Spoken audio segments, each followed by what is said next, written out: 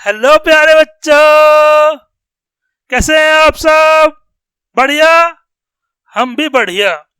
तो हमारे 12th class के स्पेशल टॉपिक्स की क्लास चल रही थी, उसमें हम आपके लिए एक नया और अच्छा टॉपिक लेकर आए हैं जो कि है किरचॉफ्स लॉ। हम जानते हैं कि बच्चों को सबसे ज़्यादा प्रॉब्लम होती है किरचॉफ्स लॉ के न्यूमेरिकल्स को करने में, इसलिए मैंने सोचा कि आपको किरचॉफ्स लॉ के लिए एक अलग से वीडियो बना दी जाए और न्यूमेरिकल्स को सॉल्व कराया जाए ताकि बच्चों को इजी हो जाए। हम जानते हैं कि इलेक्ट्रोस्टैटिक चैप्टर के बाद न्यूमेरिकल्स के लिए आपको रेजिस्टेंस निकालना, कैपेसिटेंस निकालना और किरचॉफ्स लॉ के न्यूमेरिकल करना, ये तीन मोस्ट इंपोर्टेंट न्यूमेरिकल के टॉपिक हो जाते हैं। एक तो रेजिस्टेंस वाले यानी कि करंट इलेक्ट्रिसिटी के अंदर, दूसरा कैपेसिटेंस के अंदर कैपेसिटेंस वाले न्यूमेरिकल्स, और तीसरा आपके लिए किरचॉफ्स लॉ के ऊपर जो न्यूमेरिकल होते हैं, सर्किट को सॉल्व करवाते हैं, वो भी इंपॉर्टेंट होता है।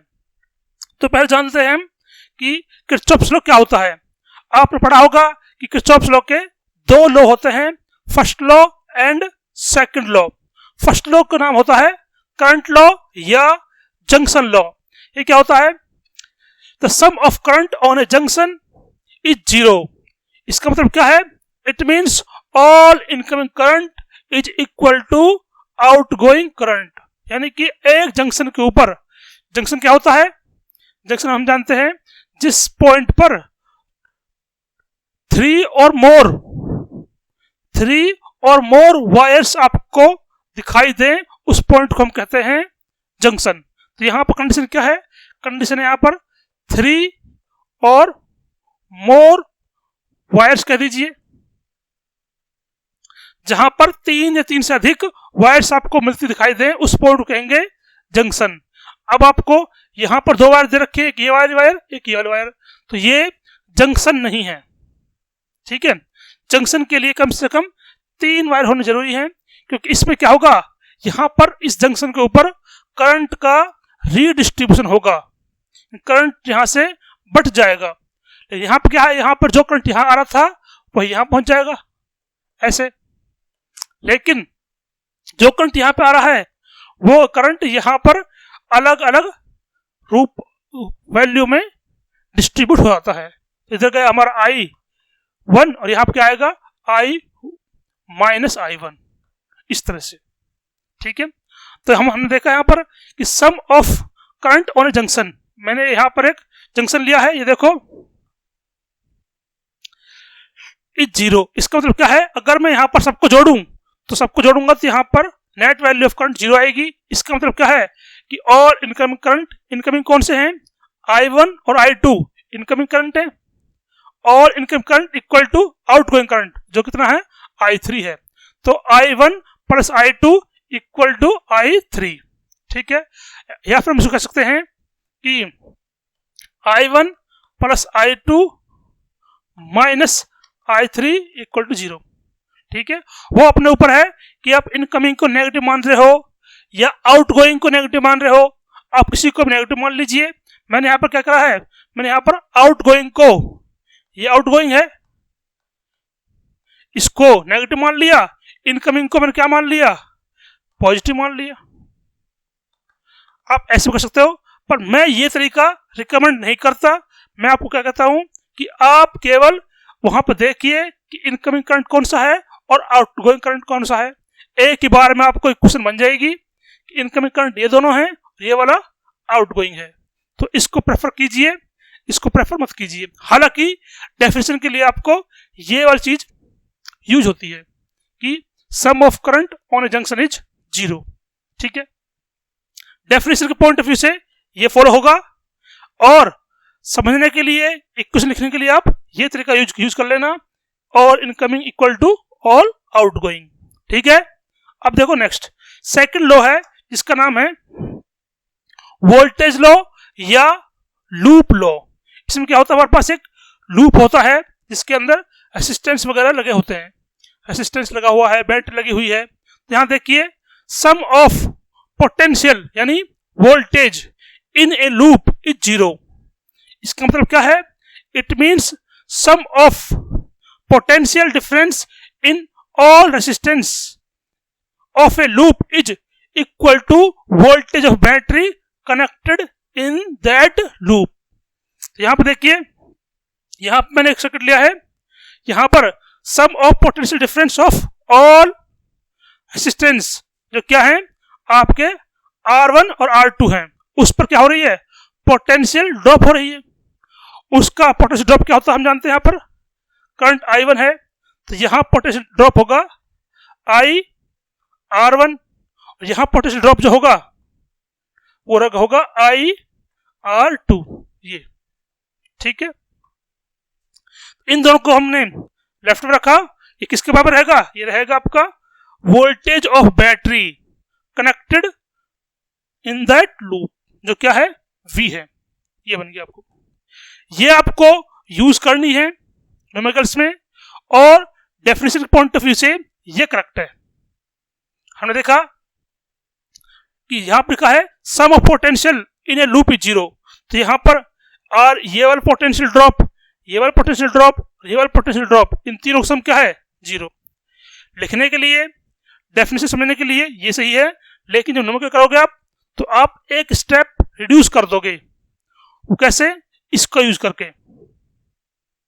कि जितने भी पोटेंशियल ड्रॉप रेजिस्टेंस हो रही हैं वो एक साइड ले लीजिए, और जितने भी बैटरीज के पोटेंशियल हैं उनको आप दूसरी साइड ले लीजिए। ठीक है, हम न्यूमेरिकल करेंगे तब आपको चीजें और क्लियर होंगी। अभी जान लेते हैं कि कुछ इंपॉर्टेंट पॉइंट हैं, कुछ रूल्स हैं जो आपको फॉलो करने हैं। जैसे कि यहां पर देखो, यहां पर कि कौन सा ड्रॉप पोटेंशियल ड्रॉप नेगेटिव होगा, कौन सा पॉजिटिव होगा। ठीक है, किस तरह क्वेश्चन को बनाएंगे उसके लिए हम कुछ स्टेप लिखने वाले हैं, वो भी आप देखो। आप जानते हैं कि किसी भी सर्किट को सॉल्व करने के लिए हमें क्या क्या स्टेप यूज करने हैं। हमको बताइए, स्टेप्स बहुत बेसिक से हैं। पहला स्टेप क्या है कि पहले आप देखो कि हमें बैटरियों के अकॉर्डिंग हर ब्रांच के अंदर करंट किस डायरेक्शन में है। मान लो हमारे पास यहां पर एक ऐसे सर्किट दिया हुआ है,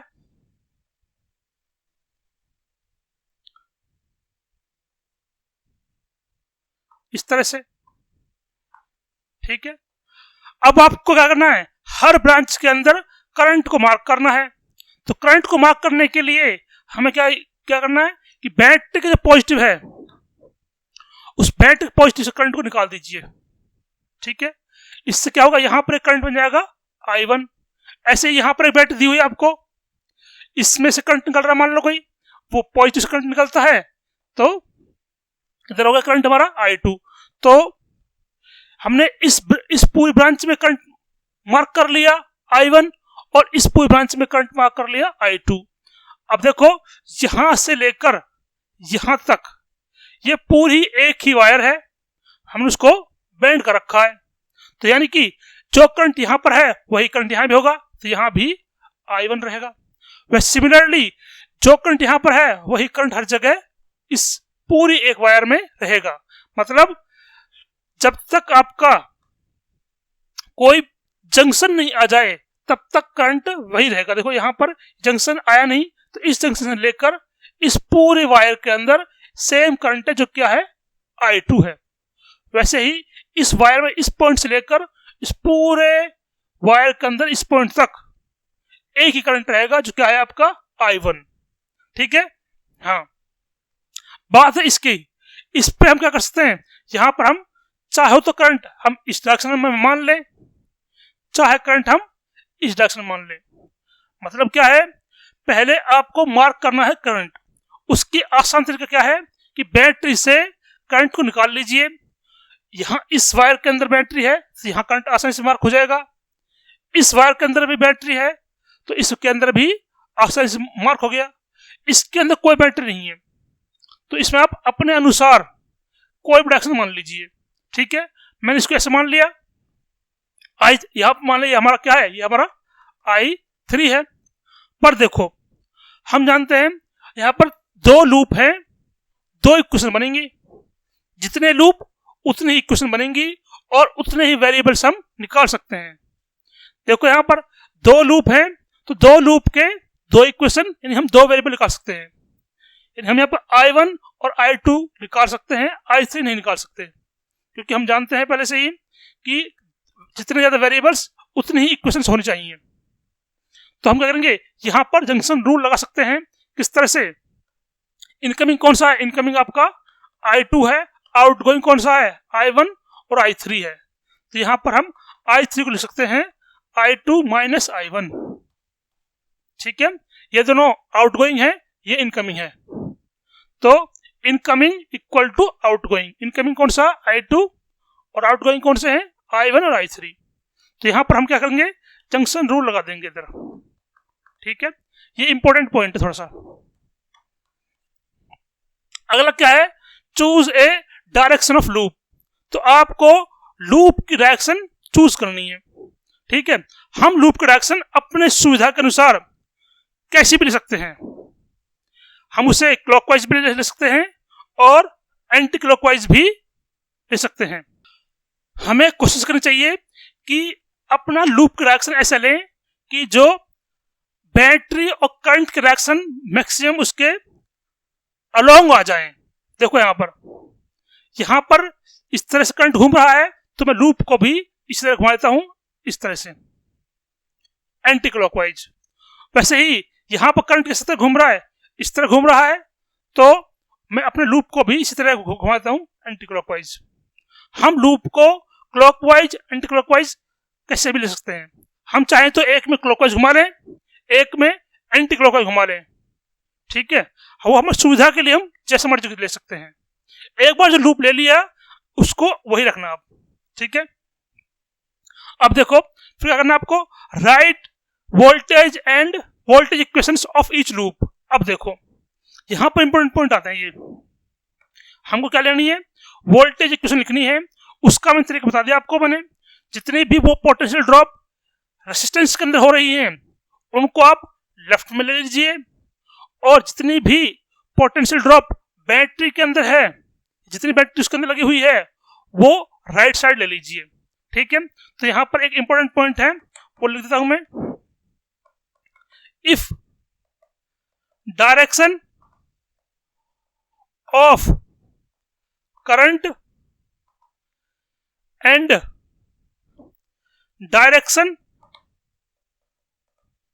of loop is same, then potential drop in a resistor is considered as positive, otherwise considered as negative, ठीक है। इसका मतलब क्या है कि अगर डायरेक्शन ऑफ करंट और डायरेक्शन ऑफ लूप सेम है तो potential difference in a resistance is considered as positive. मतलब क्या है, यहाँ पर हमारा मान लो ये R1 रेसिस्टेंस है ना, इसके अंदर करंट चल रहा है आपका I1। यहाँ पे देखो लूप का डायरेक्शन किस तरह से है, इस तरह से है, तो इस पॉइंट पर करंट भी इस डायरेक्शन में और लूप का डायरेक्शन भी इसी डायरेक्शन में है। तो यहाँ पर ड्रॉप होगा I1 इंटू R1 को हम पॉजिटिव कंसीडर कर लेंगे। आपको क्या देखना है, आपको लूप डायरेक्शन और करंट की डायरेक्शन देखनी है, ठीक है। वैसे यहाँ पर देखो, यहाँ पर लूप की डायरेक्शन इस साइड है और करंट I3 नीचे की ओर आ रहा है ना। तो इसको हम क्या लेंगे, यहाँ पर देखो ये अपोजिट है, तो अपोजिट रहेगा तो हम क्या करेंगे, उसको नेगेटिव ले लेंगे। तो नेगेटिव करंट कौन सा इसके अंदर, I3, और यहां पर रेजिस्टेंस का नाम देता हूं मैं R3, ठीक है। तो यहां पर होगा ये R3। अब और इसके अंदर है ही नहीं, बचा क्या, पोटेंशियल। पोटेंशियल को लिख दीजिए राइट साइड में, वो क्या है, यहाँ पे मान लेते हैं V1 है, तो यहाँ पे हम कहेंगे V1, ठीक है। इसको भी हम बैटरी को ध्यान रखना, बैटरी का भी पॉजिटिव नेगेटिव वोल्टेज हो सकता है। कैसे, अब देखो यहां पर अगर हमारा लूप पॉजिटिव से निकल रहा है इस तरह से और नेगेटिव के अंदर आके इंटर कर रहा है, तो लूप का डायरेक्शन और बैटरी के थ्रू करंट की डायरेक्शन सेम है तो पॉजिटिव ले लेंगे। ठीक है, यहां पर हम कह सकते हैं दूसरा बैटरी के लिए, if direction of loop is coming out from positive terminal of battery, then its potential is considered as positive. यानी कि अगर लूप की डायरेक्शन बैटरी के पॉजिटिव से निकलती हुई दिखाई पड़ रही है, यानी कि यहां पे देखो पॉजिटिव से निकलती दिखाई पड़ रही है लूप की डायरेक्शन, ये है लूप डायरेक्शन, ये देखो यहां पर। तो यहां पर हम कह सकते हैं कि ये इसके इस तरह से आएगी तो इसके पॉजिटिव से निकलती दिखाई देगी, तो मैं इसके पोटेंशियल को पॉजिटिव ले लूंगा, अदरवाइज नेगेटिव लेना है। ठीक है, कुछ टीचर क्या बताते हैं, कुछ ये बोलते हैं कि मान लो आपके पास ये बैटरी इस तरह से, यहां पे करंट, इधर रेजिस्टेंस R1, ये I1 करंट, तो वो ये बोलते हैं कि लूप की डायरेक्शन मान लो यहां पर करंट इस तरह से है, जो यहां पर अगर यहां पर लूप की डायरेक्शन और करंट की डायरेक्शन अपोजिट है तो यहां पर पोटेंशियल ड्रॉप को नेगेटिव ले लो, वो ये बोलते हैं। वो इसलिए बोलते हैं क्योंकि वो सारी इक्वेशंस को पहले लेफ्ट में लिखते हैं फिर राइट में लिखते हैं, है ना। मैंने क्या करा, मैंने एक स्टेप को कम करने के लिए मैंने कुछ पोटेंशियल को लेफ्ट में लिख लिया, कुछ को राइट में लिख लिया, और रूल बना लिया कि जितने भी करंट आपके लूप के डायरेक्शन में है उसे पॉजिटिव ले लीजिए पोटेंशियल को, और बैटरी को राइट साइड में लिख लीजिए। इससे आपकी एक स्टेप कम हो जाएगा और आप जल्दी जल्दी इक्वेशंस बना लोगे। ठीक है, हालांकि ये भी ठीक है कि बहुत से बोलते हैं कि आप पहले कैसे करो, यहां पर लूप का डायरेक्शन और करंट सेम है तो इसको नेगेटिव ले लो इस तरह से, और बैटरी पोटेंशियल जो ये है इसको यहीं लिख लो पॉजिटिव और इक्वल टू 0 कर दो। उनका ये तरीका है करने का। ठीक है, अब क्या करना पड़ेगा, इसको हमने बदल कर क्या करना पड़ेगा, इसको राइट में लेके जाना पड़ेगा, तब ऐसे हो जाएगा। ऐसे देखो, इस एक स्टेप को कम करने के लिए मैंने ये नियम लिखवाया है कि आप सीधा ही क्या करो, रेजिस्टेंस के ड्रॉप को लेफ्ट में लिख दीजिए और बैटरीज को आप राइट में लिख लीजिए। और करने का तरीका क्या है कि same direction of current and loop is considered as positive and opposite direction of loop और current is considered as negative. ठीक है, ओके, यही मेन पॉइंट है जो आपको फॉलो करना है। इस पॉइंट को जिसने सही से कर लिया वो न्यूमेरिकल पूरा अच्छा बना लेगा, जिसने इस पॉइंट को अच्छा नहीं किया वो उल्टा लिख देगा या गलत लिख देगा, उसका ऑटोमेटिकली ही गलत आंसर आएगा। ठीक है, ये बहुत आसान है। अच्छा, नेक्स्ट क्या है, नेक्स्ट राइट वोल्टेज इक्वेशंस हम लिख ली है, इस एक लूप के लिए लिखी, सिमिलरली हम दूसरे लूप के लिए लिख लेंगे। कैसे लिखेंगे, मैं यहां लिख रहा हूं, यहां पर देखो लूप का डायरेक्शन ये है और यहां पर ये है, तो यहां पर करंट इस डायरेक्शन में, लूप भी उसी डायरेक्शन में, तो हम कह सकते हैं यहां पर I2 इंटू R2 पॉजिटिव आ गया। यहां पर देखो इससे इस लूप के अंदर यहां पर I3 इधर है, लूप भी नीचे की ओर ही है, तो यहां पर I3 R3। अब इसके अंदर कोई रेजिस्टेंस नहीं बचा, यहां बैटरी बची है V2, तो यहां बैटरी V2। ये आ गया आपकी सेकंड इक्वेशन। तो इस तरह आप लूप की इक्वेशन लिखोगे। अब क्या करना है आपको दो इक्वेशन आ गई है, दो वेरिएबल बनाने हैं और उनकी वैल्यू फाइंड आउट करनी है। ठीक है, हम कुछ क्वेश्चंस लेंगे तब आपको चीजें और क्लियर होंगी। अभी तक के लिए आप ये सब नोट करिए। हम बढ़ते हैं अपने फर्स्ट क्वेश्चन की तरफ। तो हमारा फर्स्ट क्वेश्चन क्या है, वहां लिखा हुआ है find current in 15 ohm resistance in given figure. तो आपको यहाँ पर 15 ओम का रेसिस्टेंस दिया हुआ है, उसके अंदर आपको करंट निकालना है। इट मींस आपको इस ब्रांच के अंदर आपको करंट निकालना है। मान लेते हैं कि अब हमें पहला स्टेप करना क्या है, करंट निकालना है। करंट को ड्रॉ करो पहले हर ब्रांच के अंदर। उसका आसान तरीका क्या है, जहां बैटरी है बैटरी से करंट निकाल दीजिए इस तरह से। यहाँ हो गया मान लो I1, ठीक है, एक बैटरी है, इससे करंट निकाल दीजिए I2, ठीक है। तो इस ब्रांच के अंदर और इस ब्रांच के अंदर हमने करंट को ड्रॉ कर लिया, तो यहां से इधर करंट इस तरह रहेगा, यहाँ इस तरह रहेगा, ठीक है। यहाँ पे क्या है आपका I1, ठीक है। इधर क्या आपका यहाँ से ऐसे घूम के आ गया करंट, ये कौन सा करंट है, I2 है, तो यहाँ पे आ गया I2, यहाँ पे आ गया आपकी जंक्शन। अब देखो यहाँ पर हमने देखा इस ब्रांच के अंदर करंट बनाना है, तो दोनों करंट इनकमिंग हो रहे हैं, तो सिंपल सी बात है इसके अंदर जो करंट होगा वो आउट गोइंग ही होगा कंपलसरी, क्योंकि यहाँ पे हमें जंक्शन लॉ भी फॉलो कराना है। तो दो करंट इनकमिंग हो रहे हैं, तो इसका मतलब तीसरे ब्रांच में अपने आप ही आपको आउट गोइंग करंट को कंसिडर करना है, ठीक है। कर लिया आपने। यहाँ पे क्या बचा, यहाँ आपका I3, तो हम कह सकते हैं कि I3 जो करंट है वो क्या है, I1 प्लस I2 है, ठीक है, ओके।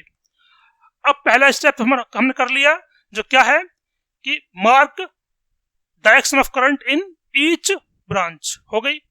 नेक्स्ट क्या है, draw loop, direction of loop. तो हम क्या करते हैं, करंट के डायरेक्शन में ही हम इस तरह से एक लूप बना लेते हैं। यहां पे हो गया, इसमें कैसे बनाएंगे, इसमें इस तरह बना लेते हैं, ठीक है। तो इसके अंदर हमने क्या कहता है, एक को क्लॉकवाइज मान लिया, दूसरे को एंटी क्लॉकवाइज मान लिया। क्यों माना मैंने, क्योंकि यहाँ पे देखो ऐसा मानने से क्या होगा, मोस्टली करंट की डायरेक्शन इस लूप की डायरेक्शन के अंदर हो जाएंगी। उससे क्या होगा, उससे आपके मोस्टली टर्म पॉजिटिव आएंगे। वैसा ही यहाँ पर हमने किया कि यहाँ इस तरह करंट की डायरेक्शन है, वैसे लूप की डायरेक्शन मान लिया हमने। क्यों किया, केवल और केवल मोस्टली टर्म्स को पॉजिटिव बनाने के लिए। अगर टर्म्स नेगेटिव होंगे तो आपको सॉल्व करने में दिक्कत होगी, ठीक है। तो हमारा तीसरा स्टेप क्या है कि मेक वोल्टेज इक्वेशंस। तो मान लेते ये पहला लूप है, इसके अंदर हम देखा यहाँ ये लूप का डायरेक्शन इस तरह से है, यहाँ पे करंट, तो करंट कौन सा है, I1 है। I1 करंट और लूप का डायरेक्शन सेम है, तो I1 into 10, हम कह सकते हैं 10 I1 प्लस करेंगे, क्योंकि ये दोनों ही सेम डायरेक्शन में है। दूसरे यहाँ पर देखो, यहाँ पर I3 है, सेम डायरेक्शन है लूप की और करंट की, तो यहाँ पर हम कहेंगे 10 I3 इक्वल टू, अब यहाँ पे बैटरी है, बैटरी डायरेक्शन देखो यहाँ से लूप इससे निकलता हुआ दिखाई पड़ रहा है, तो यहाँ पर हमें पोटेंशियल ऑफ बैटरी को पॉजिटिव लेना है, जो कितना है आपका 10 वोल्ट। ये होगा आपकी क्वेश्चन फर्स्ट। अब इसको यहाँ रखो, हम यहाँ पे क्या करेंगे, I3 की वैल्यू पुट कर लेंगे यहाँ पर, कि हमारे पास दो लूप है, तो दो टर्म्स रख रहे हैं हमने, I1 और I2, I3 को नहीं रखना, ठीक। उसको हमें यहाँ से हटाना पड़ेगा, तो यहाँ पुट कर देंगे I3 की वैल्यू जो क्या है, I1 प्लस I2 है, इक्वल टू 10। तो यहाँ हम कहेंगे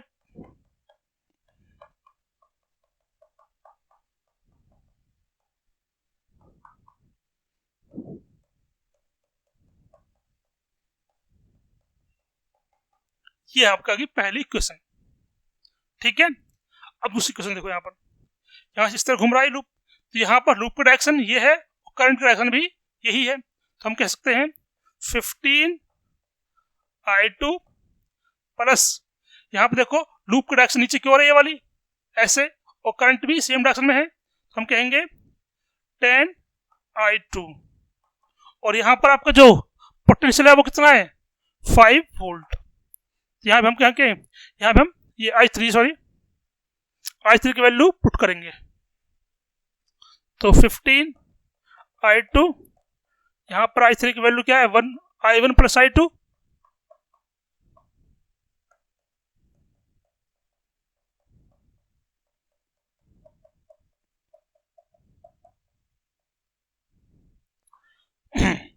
तो हमें कह सकते हैं 10I1 plus 25I2 equal to 5। ठीक है, आप चाहो तो इसको आसान करने के लिए क्वेश्चन को आसान भी बना सकते हैं।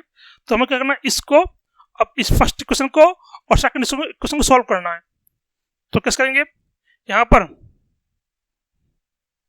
मल्टीप्लाई करेंगे, मल्टीप्लाई 2 इन इक्वेशन 2।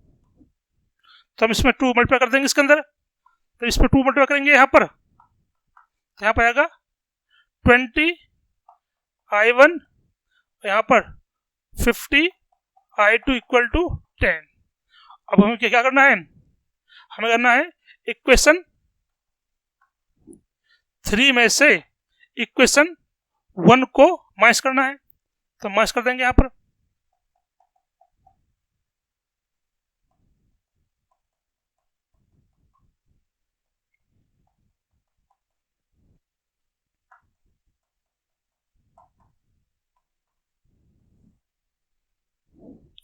कर दीजिए माइनस, तो आपका ये कट जाएगा, यहाँ पर कितना आएगा 40 आएगा, 40I2 इक्वल टू 0। इसका मतलब क्या है, हमें I2 40I2 इक्वल टू 0 और I2 कितना आ गया आपका, I2 आ गया 0.40, यानी कि I2 वैल्यू आ गई 0। ठीक है, तो हमें निकालना था करंट इन 15 ओम रेजिस्टेंस, जो कितना है, जो आपका I2 है, और Y2 कितना है हमारे पास 0 आया। ठीक है, आप चाहो तो यहाँ पर इसको आसान करने के लिए 10 से डिवाइड कर देते, तो यहाँ पर आपकी इस तरह से एक छोटी इक्वेशन बन जाती, ऐसे ये इक्वेशन भी आप बना सकते थे।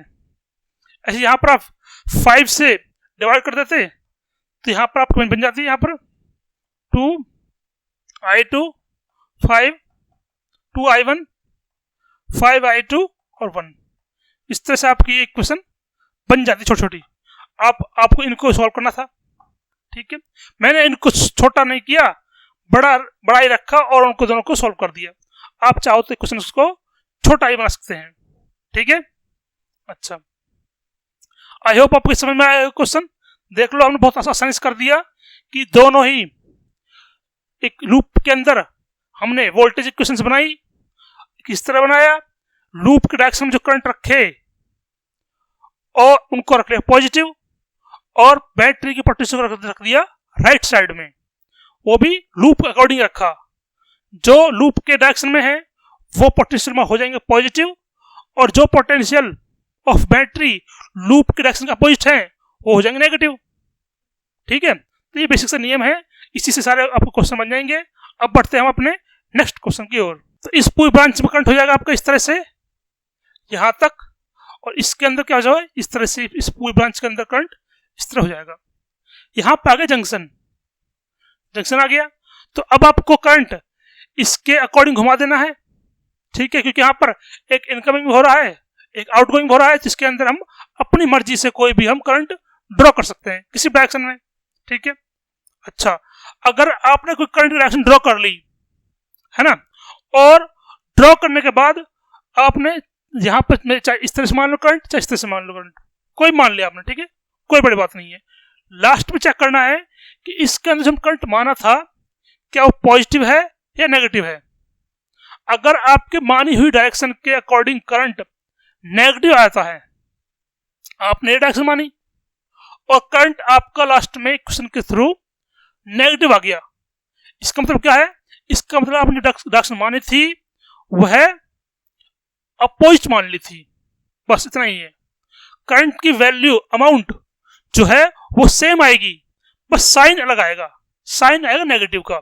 उसे आप समझ जाना और लिख देना कि करंट नेगेटिव है बिकॉज अवर सपोज डायरेक्शन या अवर चूजन डायरेक्शन इज अपोजिट। जो भी हमने डायरेक्शन चूज की थी वो अपोजिट थी, बस इतनी सी बात लिखनी है आपने। अगर आप गलती से कोई अलग डायरेक्शन मान लेते हैं और करंट की वैल्यू नेगेटिव आ जाए तो लास्ट में लिख देना current comes out negative because our chosen direction is opposite. ठीक है, गुड।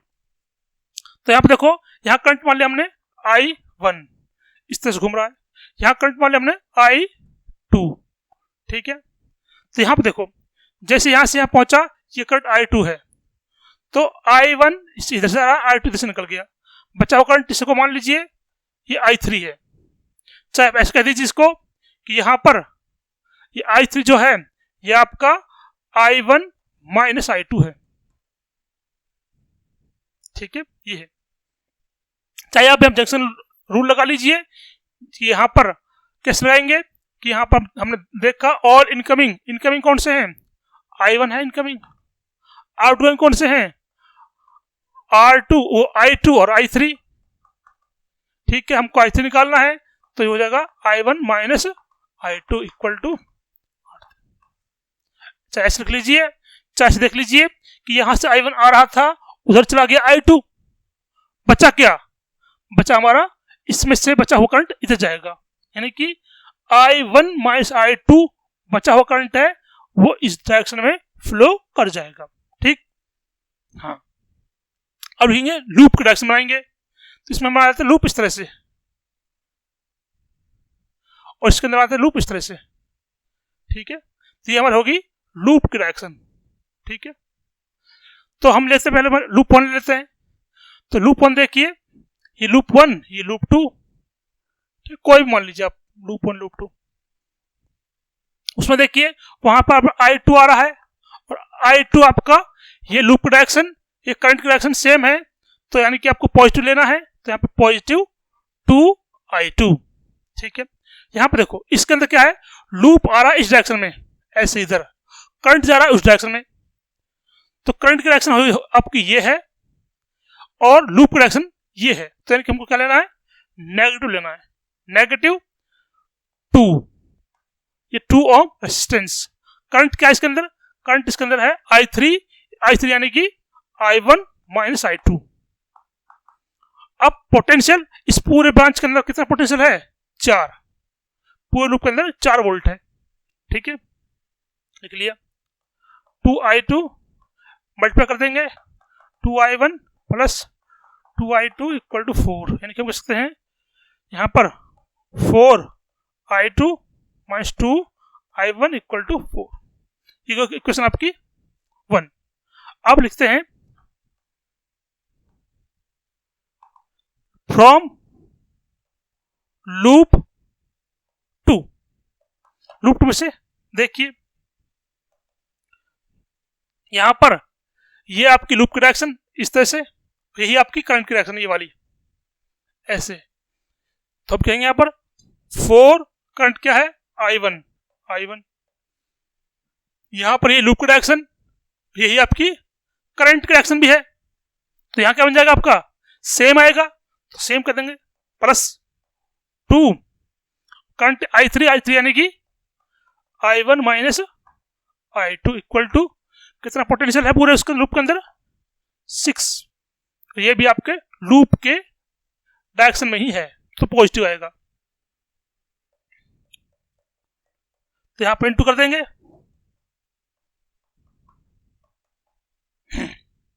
तो यहां पर 6I1 minus 2I2 equal to 6, क्योंकि वोल्ट इक्वेशन 2।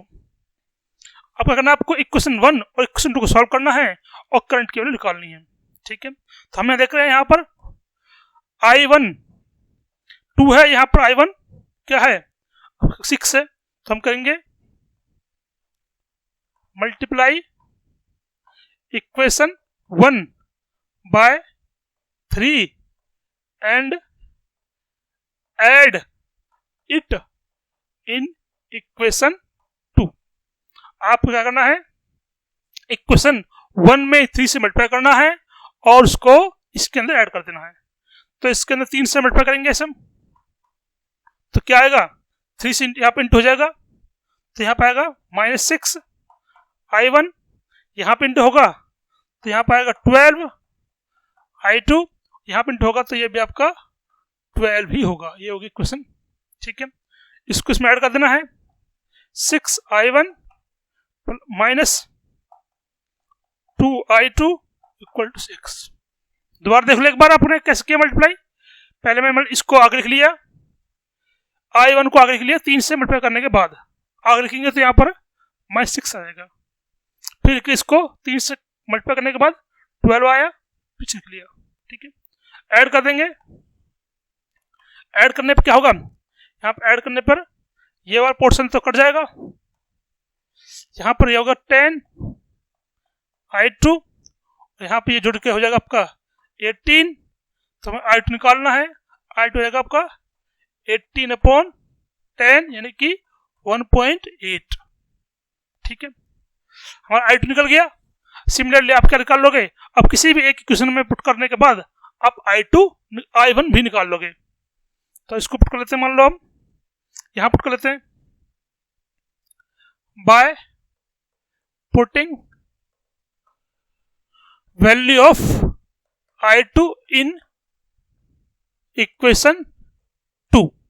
तो इक्वेशन 2 में हमने I की वैल्यू पुट कर दी, जो कितनी है 18/10 है। ठीक है, इक्वल टू 6। तो हमें कर लेंगे इसको ऐसे, यहाँ पर इसको हम करेंगे, इधर पहुंचेगा तो यहाँ पर ये वहां पर पॉजिटिव हो जाएगा, पॉजिटिव। तो यहाँ पर ऐड कर लेंगे इस तरह, आपको ऐड करना आता ही है। ठीक है,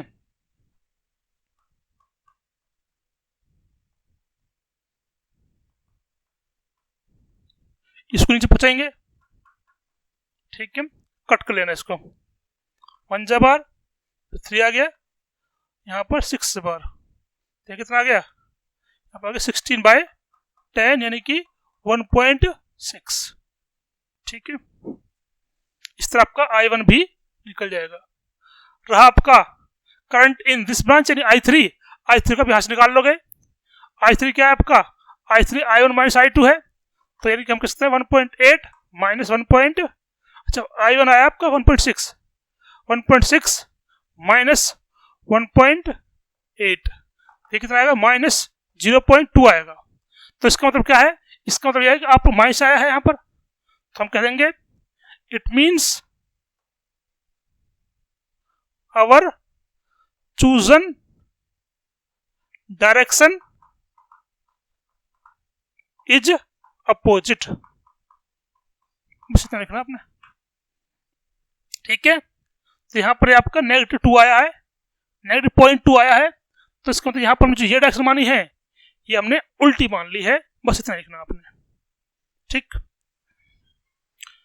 तो हमारा नेक्स्ट क्वेश्चन देखिए, यहाँ पर आपको क्या पूछा है, यहाँ इस क्वेश्चन पूछा है आपसे find current I1, find current I, आपको I करंट निकालना इन एम्पियर्स। तो देखिए यहाँ पर ये I करंट है, यहाँ पर आपको गिवन है एक करंट पहले से ही जो कि 1 एम्पियर है। तो आप देख सकते हैं यहाँ से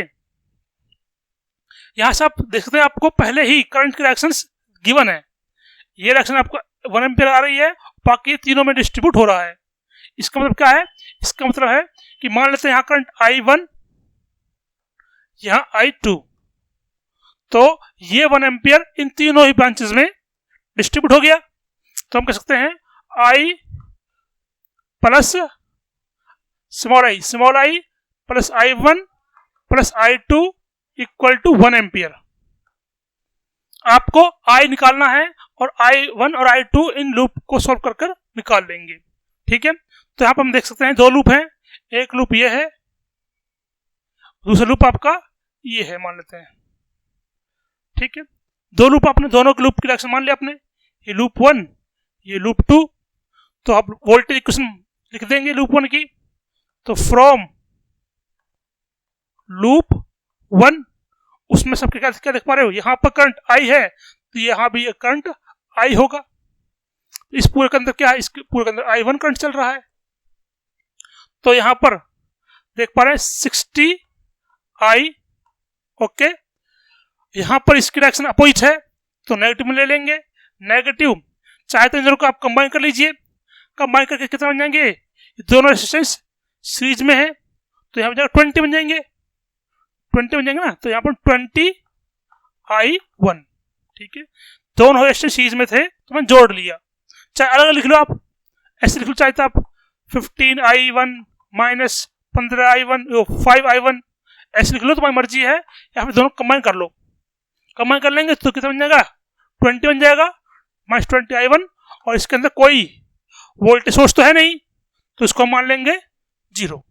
ठीक है, सॉल्व कर लेंगे। 60i1 इक्वल टू, इसको इधर जाएंगे 20i1, तो यहां से i1 की वैल्यू आ जाएगी आपकी 3i, डिवाइड करने पर कितने आ गया, i1 की वैल्यू 3i आ गया।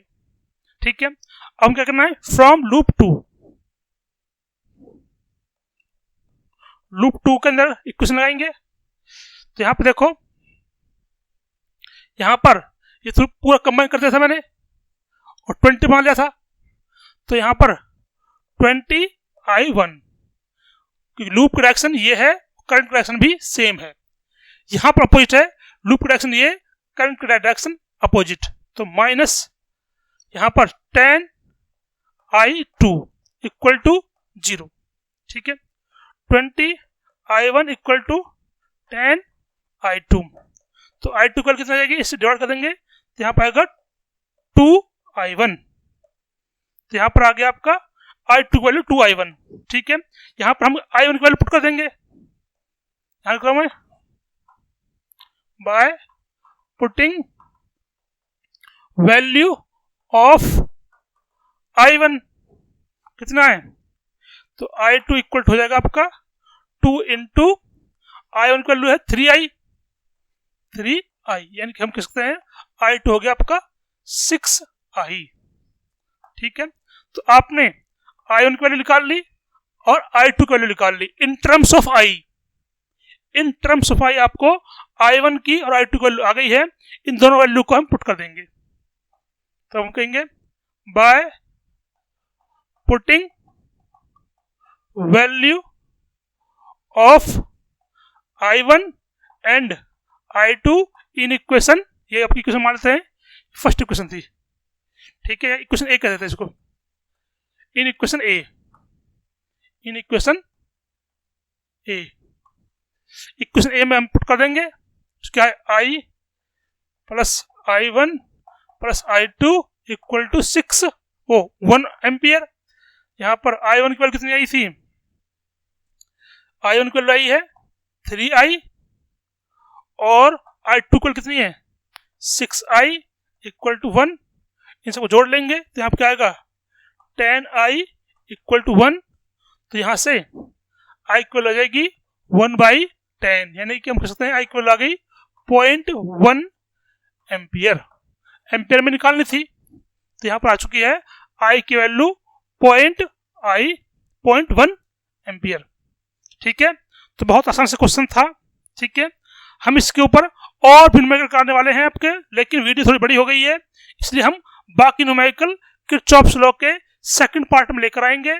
तब तक के लिए आप इनको सीखिए और अपने हिसाब से टेक्स्ट बुक के क्वेश्चंस लगाइए।